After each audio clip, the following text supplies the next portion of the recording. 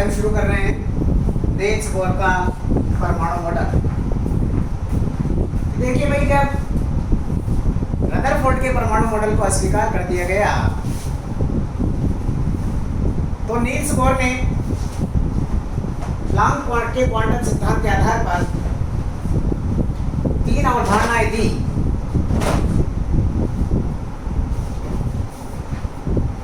जो Niels Bohr का परमाणु मॉडल कहलाया। और नील्स बोर ने अपनी इन तीनों धारणाओं के आधार पर कोश की त्रिज्या का परिकलन किया, ऊर्जा का परिकलन किया, वेग का परिकलन किया और क्वांटीकरण के लिए स्पेक्ट्रम में प्रमाण भी दे दिया। तो सबसे पहले हम नील्स बोर की परमाणु मॉडल की पहली धारणा पढ़ने जा रहे हैं। नील्स बोर के परमाणु मॉडल की पहली अवधारणा।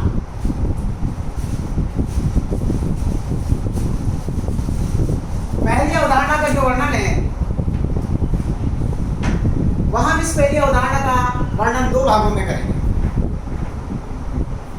देखिए, नील्स बोर ने बताया कि जो इलेक्ट्रॉन है वो नाभिक के चारों ओर वृत्ताकार कक्षाओं में चक्कर लगाते हैं।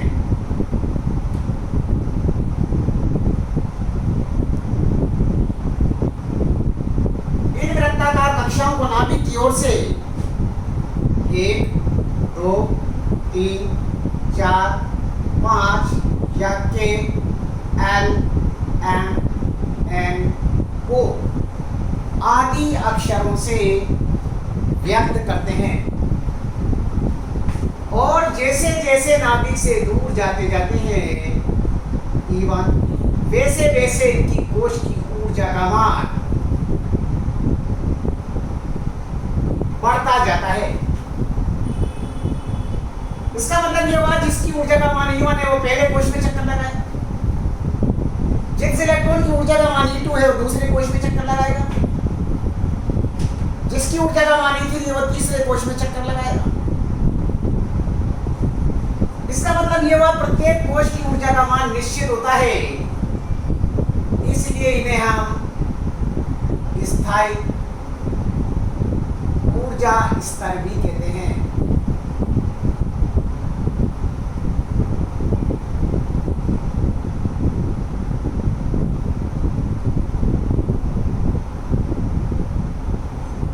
देखिए, नील्स बोर ने बताया कि इलेक्ट्रॉन नाभिक के चारों ओर वृत्ताकार कक्षाओं में चक्कर लगाते हैं। इन वृत्ताकार कक्षाओं को उसने स्थायी वृत्ताकार कक्षाएं कहा। और इन स्थायी वृत्ताकार कक्षाओं को हम नाभिक की ओर से 1, 2, 3, 4, 5 या K, L, M, N, O आदि अक्षरों से व्यक्त करते हैं। और जैसे जैसे नाभिक से दूर जाते जाते हैं वैसे वैसे कोश की ऊर्जा का मान बढ़ता जाता है। इसका मतलब यह हुआ कि प्रत्येक कोश की ऊर्जा का मान जो होता है वो निश्चित होता है, इसीलिए हम इसे स्थायी ऊर्जा स्तर भी कहते हैं। इसी में नील्स बोर ने अपनी पहली अवधारणा में बताया कि जब कोई इलेक्ट्रॉन किसी स्थायी वृत्ताकार कक्षा में चक्कर लगाता है तो ऐसी स्थिति में उस पर 2 बल कार्य करते हैं। एक तो इलेक्ट्रॉन और नाभिक के मध्य लगने वाला आकर्षण बल और एक इलेक्ट्रॉन पर बाहर की ओर लगने वाले अपकेंद्रीय बल। इन दोनों बलों का मान एक दूसरे के बराबर होता है, इसीलिए इलेक्ट्रॉन के चक्कर लगाने का पथ भी वृत्ताकार होता है। जैसे मान लीजिए ये कोई भी स्थायी वृत्ताकार कक्षा है पहली, दूसरी, तीसरी, कोई सी भी हो सकती है।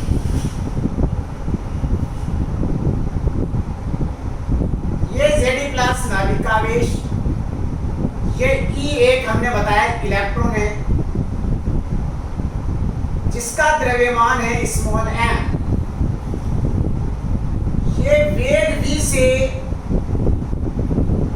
r त्रिज्या वाले पथ में Zd प्लस आवेश से आवेशित नाभिक के चारों ओर चक्कर लगा रहा है। ये एक इलेक्ट्रॉन है जिसका द्रव्यमान स्मॉल m है। ये वेग v से r त्रिज्या वाले पथ में Zd प्लस आवेश से आवेशित नाभिक के चारों ओर चक्कर लगा रहा है। तो ऐसी अवस्था में इस पर दो बल कार्य करेंगे। देखो कौन कौन सा? ये नाभिक तो इस इलेक्ट्रॉन को अपनी ओर आकर्षित करेगा। ये तो कहलाएगा कौन सा बल? आकर्षण बल। और ये एक इलेक्ट्रॉन पर बाहर की ओर बल लगेगा, ये कहलाएगा अपकेंद्रीय बल। नील्स बोर ने बताया कि यह आकर्षण बल और अपकेंद्रीय बल का मान एक दूसरे के बराबर होता है, इसीलिए इलेक्ट्रॉन के चक्कर लगाने का पथ भी वृत्ताकार होता है। क्या बताया कि जब कोई इलेक्ट्रॉन किसी भी स्थायी वृत्ताकार कक्षा में चक्कर लगाता है तो ऐसी स्थिति में उस इलेक्ट्रॉन पर दो बल कार्य करते हैं। एक तो इलेक्ट्रॉन और नाभिक के मध्य लगने वाला आकर्षण बल और दूसरा इलेक्ट्रॉन पर बाहर की ओर लगने वाला अपकेंद्रीय बल। इन दोनों बलों का मान एक दूसरे के बराबर होता है,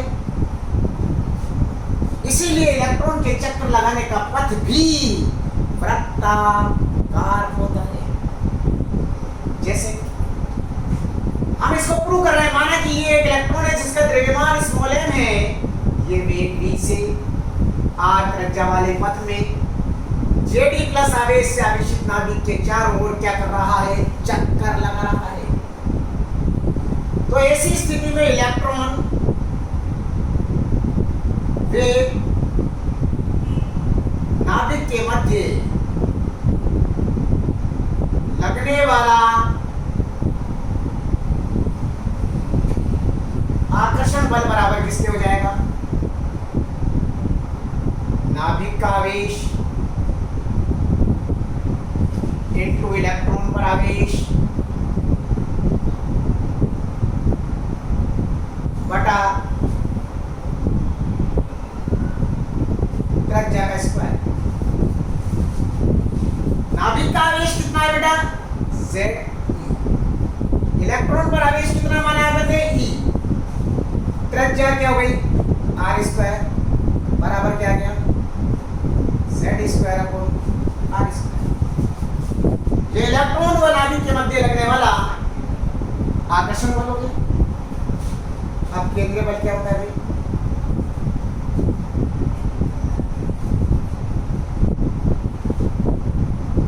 mv स्क्वायर अपॉन r। एक इलेक्ट्रॉन का द्रव्यमान v वेग और r त्रिज्या। जब भी कोई किसी कोई कण वर्तुल पथ में चक्कर लगाता है तो उसका केंद्रीय बल क्या होता है भाई? mv स्क्वायर अपॉन r के बराबर होता है। अब देखिए ये आकर्षण बल निकल गया, ये आप केंद्रीय बल निकल गया। और की पहली धारणा क्या कहती है? और की पहली धारणा से बोलिए क्या हो जाएगा पहली धारणा से? अब केंद्रीय बल बराबर किसके भाई? आकर्षण बल के। अब केंद्रीय बल का मान बताइए। अब केंद्रीय बल mv स्क्वायर अपॉन r बराबर किसके हो जाएगा भाई? आकर्षण बल बताइए। Z स्क्वायर अपॉन एक r से r कट गया, mv स्क्वायर बराबर क्या हो गया भाई? Z square upon r। ये नील्स बोर की कौन सी धारणा है? पहली अवधारणा। पहली धारणा सबके समझ में आ गई? क्या बताओगे? जब कोई इलेक्ट्रॉन किसी स्थायी वृत्ताकार कक्षा में चक्कर लगाता है तो ऐसी स्थिति में उस पर दो बल कार्य करते हैं। अगर एक इलेक्ट्रॉन और नाभिक के मध्य लगने वाला आकर्षण बल और दूसरा इलेक्ट्रॉन पर बाहर की ओर लगने वाला अपकेंद्रीय बल, इन दोनों बलों का मान एक दूसरे के बराबर होता है। इसीलिए इलेक्ट्रॉन के चक्कर लगाने का पथ भी कैसा होता है? वृत्ताकार होता है। या अपन ने बोर्ड की पहली राउंड निकाल दी, माने ये एक इलेक्ट्रॉन है जिसका द्रव्यमान स्मॉल है, ये वेग v से 8 त्रिज्या वाले पथ में Zd प्लस आवेश से आवेशित नाभिक के चारों ओर चक्कर लगा रहा है। तो ऐसी स्थिति में इलेक्ट्रॉन और नाभिक के मध्य लगने वाला आकर्षण बल बराबर नाभिक का आवेश इनटू इलेक्ट्रॉन पर आवेश बटा त्रिज्या का स्क्वायर। नाभिक का आवेश Zd, इलेक्ट्रॉन पर आवेश ही त्रिज्या का स्क्वायर बराबर Z square upon R square. अब केंद्रीय बल हमेशा V स्क्वायर अपॉन R दोनों को एक दूसरे के बराबर कर दिया। यह केंद्रीय बल या आकर्षण R से R कट गया, mv square is equal to Z square upon R। m electron का द्रव्यमान है, v वेग है, Z परमाणु क्रमांक, e इलेक्ट्रॉन पर आवेश और R क्या है भाई? त्रिज्या है। नील्स बोर की ये कौन सी धारणा पड़ गई? पहली अवधारणा। दूसरी की बात करते हैं। पहली अवधारणा का दो पार्ट में अपने को वर्णन करना है जो आपको बता दिया गया है। आप देखिए नील्स बोर की दूसरी अवधारणा।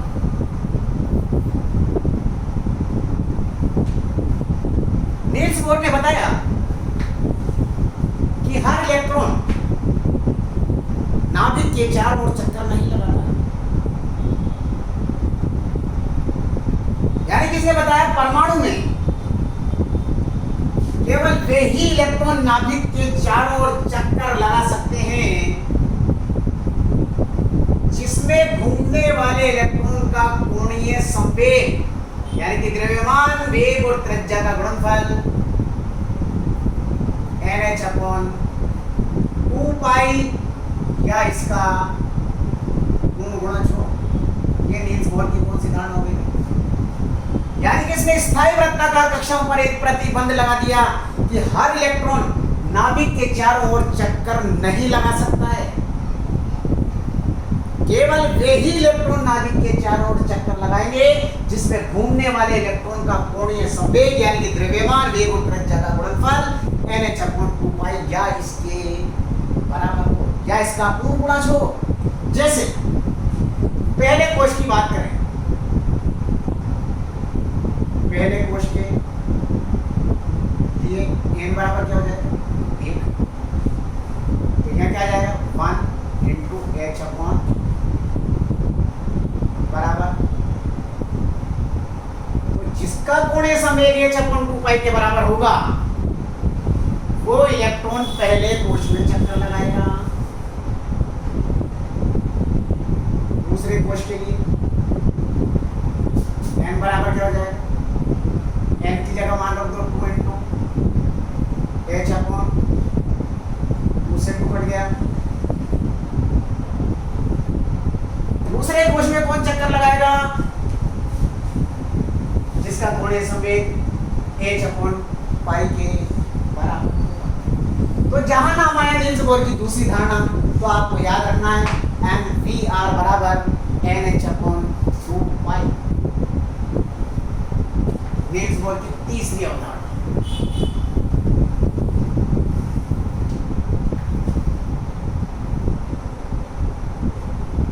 तीसरी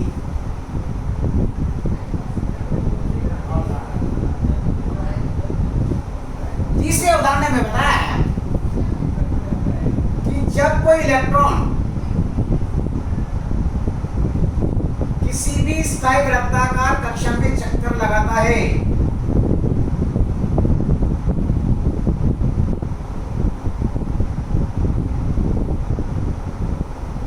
पहला, दूसरी, तीसरी, चौथी, पांचवी या के एल एम एन,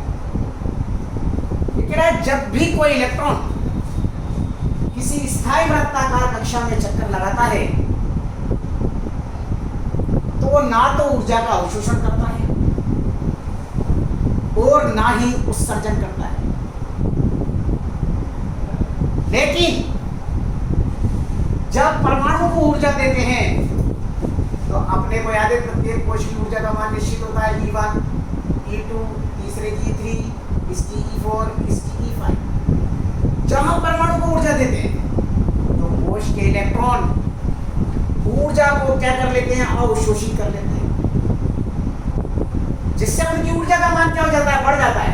फलस्वरूप निम्न से कुछ कोश में दूसरे में चला जाए, तीसरे में चला जाए, चौथे में चला जाए, तो निम्न से उच्च कोश में चला जाता है और प्रकाश के रूप में एक स्पेक्ट्रम में रेखा देता है, जिसे कहते हैं हम अवशोषण स्पेक्ट्रम। लेकिन जब इलेक्ट्रॉन पुनः अपनी मूल अवस्था में लौटता है तो इस अवशोषित ऊर्जा का वापस क्या करता है, उत्सर्जन करता है और फिर से प्रकाश के रूप में एक विकिरण उत्सर्जित करता है, जिसे कहते हैं उत्सर्जन स्पेक्ट्रम। और इनकी ऊर्जा का अंतर डेल्टा E बराबर देते हैं हम En2 माइनस En1 से देते हैं। यह नील्स बोर की कौन सी धारणा है, तीसरी अवधारणा, जहां En1 बराबर निम्न कोश की ऊर्जा, En2 बराबर उच्च कोश की ऊर्जा और डेल्टा E बराबर उच्च व निम्न कोश की ऊर्जा का अंतर है। तो नील्स बोर की तीसरी धारणा कि जब इलेक्ट्रॉन किसी स्थायी वृत्ताकार कक्षा में चक्कर लगाता है तो वो ना तो ऊर्जा का अवशोषण करता है और ना ही उत्सर्जन करता है। लेकिन जब परमाणु को ऊर्जा दी जाती है तो कोश के इलेक्ट्रॉन ऊर्जा को क्या कर लेते हैं, अवशोषित कर लेते हैं, जिससे उसकी ऊर्जा का मान क्या हो जाता है, बढ़ जाता है। फलस्वरूप निम्न से उच्च कोश में प्रवेश कर जाता है। लेकिन ये इलेक्ट्रॉन की अस्थायी अवस्था होती है और जब ये पुनः अपनी मूल अवस्था में लौटता है तो अवशोषित ऊर्जा का क्या करता है, उत्सर्जन करता है और प्रकाश के रूप में एक विकिरण उत्सर्जित करता है, जिसे कहते हैं हम उत्सर्जन स्पेक्ट्रम। और इनकी ऊर्जाओं का अंतर डेल्टा E बराबर किससे देते हैं, En2 माइनस En1 से देते हैं। ठीक भाई, ये नील्स बोर की तीनों धारणा है भाई। अब नेक्स्ट क्लास में अपन पढ़ेंगे इसकी सफलता, कोश की त्रिज्या का परिकलन, ऊर्जा का परिकलन, वेग का परिकलन, ये अपन कल